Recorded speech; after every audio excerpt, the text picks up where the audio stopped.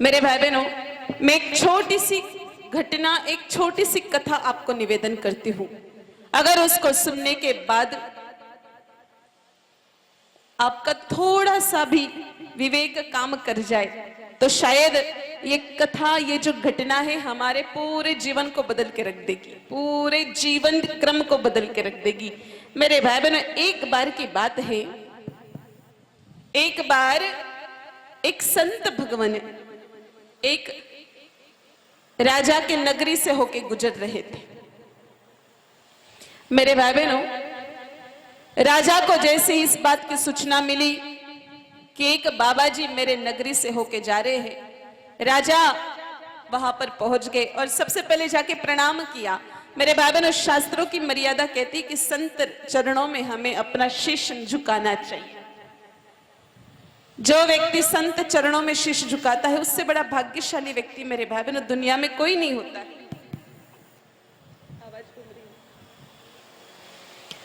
प्रणाम किया राजा ने महात्मा जी को, चरण पुखारी किणी अति पूजा, मौसम आज धन्य नहीं दूजा। मेरे समान आज कोई धन्य नहीं है।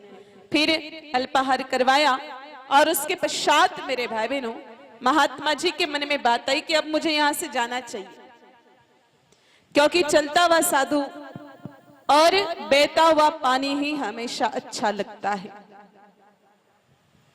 अगर चलता हुआ साधु किसी एक जगह पे रुक जाए तो मेरे भाई बहन उसकी गरिमा खत्म हो जाती है, और बहता हुआ पानी किसी एक जगह पे रुक जाए तो वो कीचड़ बन जाता है और गंदगी फैलना शुरू हो जाती है। और वैसे भी संतों के लिए शास्त्रों ने एक मर्यादा लगा दी है।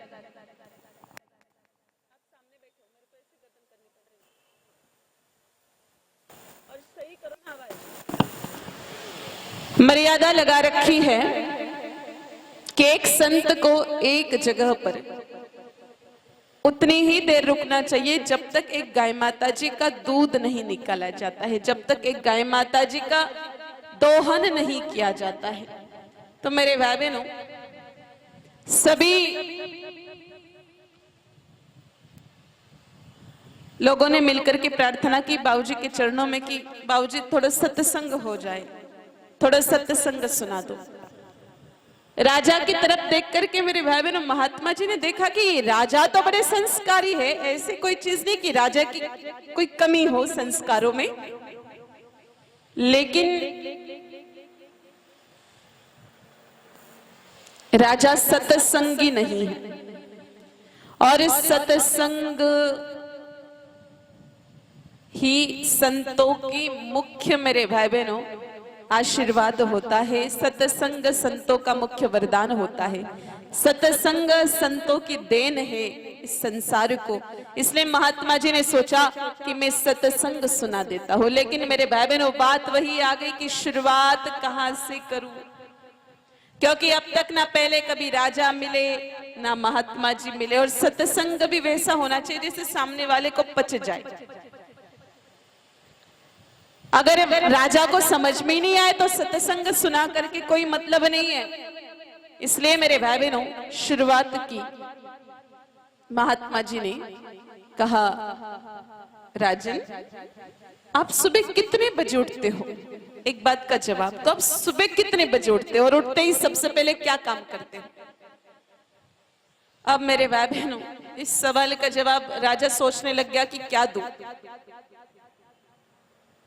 राजा ने थोड़ी देर तक विचार किया, कहा बाबूजी देखो, मैं झूठ तो को नहीं बोलूं, पर मैं सुबह 8 बजे उठता हूं और उठते ही सबसे पहले मैं नाश्ता करता हूं। अब हो सकता है मेरे भाई बहनों, हम में से भी बहुत सारे लोग ऐसे हो जो उठते ही नाश्ता करते हो सबसे पहले है। ऐसे भी बहुत सारे लोग, उनको डर लगता है कि बिस्तर से उतरने के बाद कोई दूसरा काम पकड़ने लगे, इसलिए बिस्तर पे ही बैठे बैठे शुरू हो जाते हैं। हमारे तो अधिकांश भाई लोग जो होते हैं, उनकी पत्नियां, उनकी लुगाइयां उनको बिस्तर पे ही चाय के कप पकड़ाती है कि भाई उठो, ये चाय पी लो और फिर पीछे ब्रश कर लीजिए। ऐसा ही करती है, मतलब वो झूठे झूठे मुंह ही सब पकड़ा देती है, क्योंकि एक बार उठे तो सही। और उठने की शुरुआत ही लोगों की मेरे भाई बहनों खाने से होती है, और कुछ कुछ भाइयों को कचरा खाने की आदत होती है।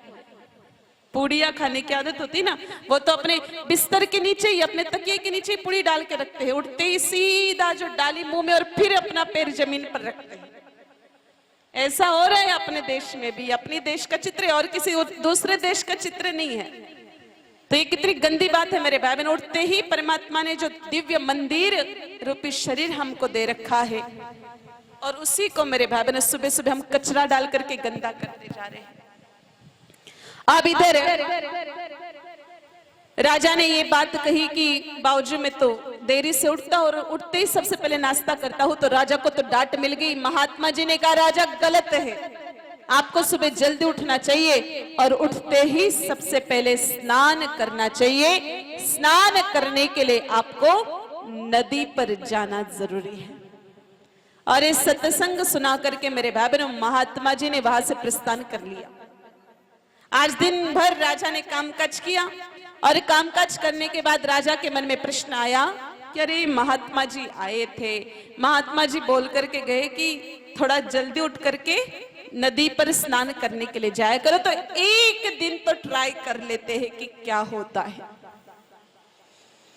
ट्राई करने में हम लोग एक्सपर्ट है कि नहीं है? बहुत ज्यादा एक्सपर्ट है मेरे भाई बहन। हिंदुस्तान के लोग जितना एक्सपेरिमेंट करते हैं ना, जितने प्रयोग करते हैं और कोई नहीं करता। हमारे टीवी में कितने सारे विज्ञापन आते, कितने दुनिया भर के विज्ञापन आते। कुछ कुछ विज्ञापन तो ऐसे होते हैं मेरे भाई बहनों जिस पर तो 1 साल का बच्चा भी विश्वास नहीं करे कि कोई फलाना आदमी होता है जो टकला होता है और उसको कोई तेल की बोतल पकड़ाई जाती है और कि मैंने ये तेल लगाया और तेल लगाते ही लगाया रात को और सुबह उठते ही इतने लंबे बाल हो गए कि घुटने के नीचे पड़ने लग गए। और फिर भी मेरे भाई बहन हम लोग विश्वास रख करके उस चीज का और वापर कर लेते, उपयोग कर लेते हैं।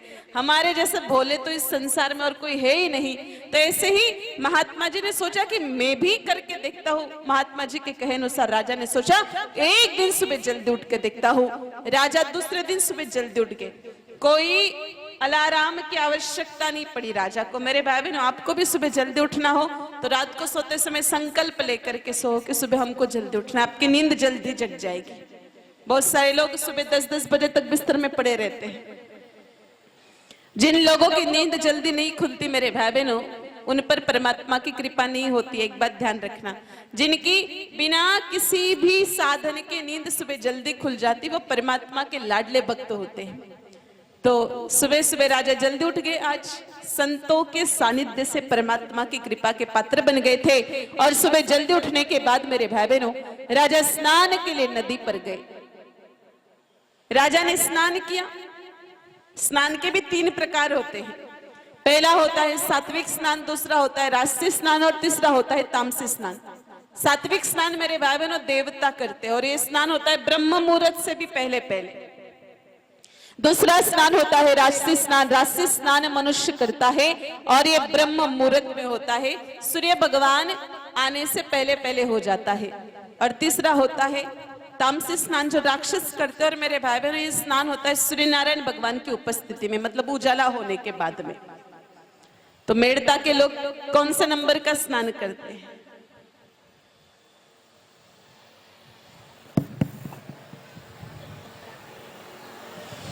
कौन से नंबर का स्नान करती हो माताओं भाइयों बताओ?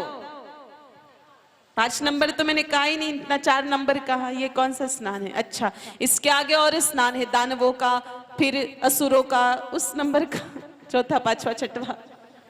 मेरे भाई बहनों राजा ने सुबह सुबह स्नान किया और स्नान करने के बाद और फिर राजा नदी के किनारे बैठ गए। सोचा सुबह सुबह थोड़ा सा भगवान का नाम स्मरण कर लूं। और मेरे भाई बहनों इधर राजा ने परमात्मा का नाम लिया और राजा महल में आ गया।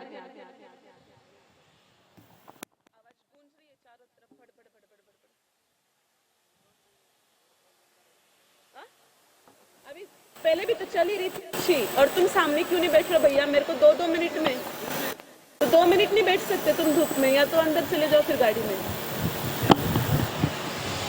तो मेरे भाई बहनों राजा ने स्नान करने के बाद राजा महल में चले गए और थोड़ी देर के लिए नाम स्मरण करने के लिए वहां पर बैठ गए। अब देखो, राजा रोजाना थोड़ी देरी से उठते थे, इसलिए राजा का जो श्रृंगार था, राजा का मेकअप था, वो देरी से होता था। लेकिन आज राजा सुबह जल्दी उठे तो राजा का साज श्रृंगार, राजा को सजाने के लिए नाही को थोड़ा जल्दी बुलाया गया। रोजाना जब नाही आता था मेरे भाई बहन, सब लोग अपने कामकाज में लग जाते थे, लेकिन आज नाही को सभी मंत्री मिल रहे थे। सभी मंत्री, कोई वित्त मंत्री, कोई कृषि मंत्री, सब थोड़ी देर में आगे से आगे मिलते जा रहे थे। मेरे भाई बहनों, राजा का प्रधान भी वही था। प्रधान ने नाही को रोक के पूछा, कहा भैया तुम ही हो ना राजा की दाढ़ी बनाते हो, राजा के बाल काटते हो? कहा बिल्कुल। कहा राजा को सजाते हो? कहा बिल्कुल मैं हूं।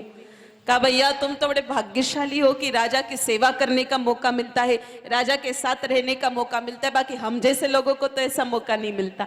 कहा वो तो किस्मत की बात है। कहा भैया फिर आजकल कितना कमा लेते हो? कहा भैया स्थिति तो वैसी है, राजा बड़ा कंजूस है। कहा अच्छा। कहा भाई ये तो गलत बात है। कहा बच्चे टाबर टिंगर है। कहा वो तो बड़े हो गए, शादी भी तो करनी पड़ेगी। कहा पैसे का ज्यादा तो है नहीं मेरे पास। कहा भैया मैं एक तुम्हें काम बताता हूं, अगर वो काम तुम कर लोगे तो तुम रात के रात में ही करोड़पति बन जाओगे, तुम्हारे घर में बोरिया भर भर के पैसे आ जाएंगे। कैसा क्या काम है? कब मैंने तो आज तक ऐसा कभी काम सुना नहीं। का देख ये काम केवल तुझे बता रहा, और तू काम किसी को बोलना मत, केवल तुम्हें ही करना है। कब बोलो तो सही क्या करना है। का रोजाना जब तुम राजा की दाढ़ी बनाने जाते हो उस समय तुम उस तरह राजा की दाढ़ी पर घुमाते हो? का बिल्कुल दाढ़ी पे घुमाना पड़ता है। का एक काम करना, आज वो उस तरह तुम राजा की गर्दन पर घुमा देना। का फिर उससे क्या होगा? का राजा मर जाएगा। फिर राजा मरने से क्या फायदा होगा? का मैं राजा बन जाऊंगा ना, यही तो बात है, और तुम्हें करोड़ों मोहरे दे दूंगा। मेरे भाई बहनों, पहले नाही ने तो स्पष्ट मना कर दिया, का बाबूजी मेरे से तो होने वाला नहीं है काम, मैं ऐसा नहीं कर सकता। लेकिन अंत में उन्हें बहुत ज्यादा लोभ दिखाया गया। और मेरे भाई बहनों, पाप का बाप होता है लोभ। मनुष्य लोभ में पड़ करके दुनिया के कितने बड़े बड़े पाप कर लेता है। तो नाही ने हाँ बोल दिया। अब देखो, रोजाना नाही जब राजा के कमरे में जाता था तो सीधा उसका ध्यान जाता था राजा की दाढ़ी की ओर, लेकिन आज नाही का ध्यान गया राजा के गर्दन की ओर। गर्दन मोटी सारी थी। नाही ने देखा कि भाई एक बार उस स्त्री को धार तो देनी ही पड़ेगी, अगर उस स्त्री को धार नहीं होगी तो फिर गर्दन कटने वाली नहीं है। नाही ने पत्थर निकाला, पत्थर पर पानी डाला और उस स्त्री को धार देने लगा। उस वक्त मेरे भाई बहनों, घिस घिस घिस घिस की आवाज नाही के कानों में, नाही के पत्थर से राजा के कानों में पड़ी। और राजा ने भी सुबह सुबह कुछ घिस घिस वाला दोहा सुन रखा था। और मनुष्य जो सुबह सुबह सुन लेता है वो उसको याद हो जाता है। बताओ होता है कि नहीं होता है? मेरे भाई बहनों, आजकल जमाना बदल गया। पुराने जमाने में सबके घरों में रेडियो चलते थे, और रेडियो पर सुबह सुबह फिल्म के गाने नहीं, भगवान के भजन चलते थे। बोली भाषा में चलते, हिंदी भाषा में चलते। सुबह उठने के बाद हमारे चित्त एकदम प्रसन्न रहता है, चित्त शुद्ध रहता है मेरे भाई बहनों। और वो भजन जब कानों में पड़ते थे तो मनुष्य को केवल दिन दिन के लिए नहीं, सालों तक याद रह जाते थे, और उसका प्रभाव भी जीवन भर रहता था। लेकिन आजकल तो सुबह उठते ही बिस्तर पर सबसे पहले मोबाइल देखना शुरू कर देते हैं लोग। उठते ही, नींद खुलते ही पहला काम होता है आज मोबाइल देखने का। और मोबाइल में मेरे भाई बहनों फिर इधर उधर की घटनाएं, फेक न्यूज, और वो देख देख के दिमाग को भी मेरे भाई बहनों हम लोग कचरा बना देते हैं। या तो ज्यादातर माता बहनें मोबाइल की जगह टीवी का भी प्रयोग करती है। रात को देर रात तक टीवी माता के सामने बैठी रहती है, सुबह देरी से उठती है, सीधा रसोड़े में जाती, चाय की तपेली में चम्मच घुमाती जाती है। रात को जो गंदी गंदी फिल्म देखी उसका सुगला सुगला गाना गाती जाती। घर के बच्चे भी वही सुनकर वही बोलते हैं। इसलिए मेरे भाई बहनों, आजकल तो बहुत सारे मशीन आने लग गए। आजकल तो सभी जगह सुविधा होने लग गई। हमारे घर के रसोई घर में, हमारे घर के जो किचन होता है वहां पर एक कोई यंत्र लगा देना चाहिए, जहां 24 घंटे परमात्मा का स्मरण होता हो, जहां कोई मंत्र ध्वनि चलती हो, ओम है, गायत्री मंत्र है, इसके अलावा मृत्युंजय मंत्र है, कोई भी मंत्र लगा लो, लेकिन कम से कम वो हमारे कानों में तो जरूर पड़ना चाहिए। एक ऐसा स्थान घर में होना चाहिए जहां जाने के बाद मनुष्य को कोई मंत्र की आवाज सुनने में आई। तो इधर राजा ने भी सुबह सुबह वो दोहा सुन रखा था, राजा के दिमाग में वो दोहा घूम रहा था। मेरे भाई बहनों, इधर जैसी घिस घिस घिस घिस की आवाज आने लगी, मेरे भाई बहनों, राजा स्नान के लिए जो गए थे तब महात्मा जी के मुख से सुना था, घिसे घिसावे घिस घिसे घिस घिस डारे पानी, जही कारण तुम घिसत हो वही कारण हम जानी। इतना सुना मेरे भाई बहनों राजा ने महात्मा जी के मुख से सुबह सुबह, और राजा को दोहा याद हो गया। अब इधर महल में आने के बाद जैसे ही नाही ने दाढ़ी बनाना शुरू किया, उसके लिए जैसे वो पत्थर घिसने लगा, और उस समय भी जब घिस घिस की आवाज आई तो राजा ने सुबह सुबह बोला हुआ वो महात्मा जी का दोहा याद कर लिया और बोल दिया, घिसे घिसावे न घिस घिसे घिस घिस डारे पानी, जही कारण तुम घिसत हो वही कारण हम जानी। इतना सुनते ही मेरे भाई बहनों नाही ने पत्थर उधर फेंका, उस तरह उधर फेंका, जाके गिर पर राजा के चरणों में, राजा माफ कर देना, मेरी कोई गलती नहीं थी, आपके प्रधान जी ने ही मुझे बताया था। मेरे भाई बहनों, बाद में राजा ने पूछताछ की तो पता चला कि इतना बड़ा षड्यंत्र रचा गया था मुझे मारने के लिए, लेकिन अगर मैं वो महात्मा जी का सत्संग नहीं सुनता, मैं स्नान के लिए नदी पर नहीं जाता, तो मैं दोहा नहीं सुन पाता, और अगर आज मैंने दोहा नहीं सुना होता तो शायद मेरे गर्दन पर से उस्तरा चल जाता। अगर 1 मिनट का सत्संग मुझे प्राण दान दे सकता है, तो ऐसा ही सत्संग मुझे प्रतिदिन मिलता रहेगा, तो मेरे जीवन का, मेरे आत्मा का कितना कल्याण करके रख देगा। तो 1 मिनट के सत्संग का मेरे भाई बहनों इतना महत्व है कि मनुष्य के पूरे जीवन चरित्र को बदल के रख देता है।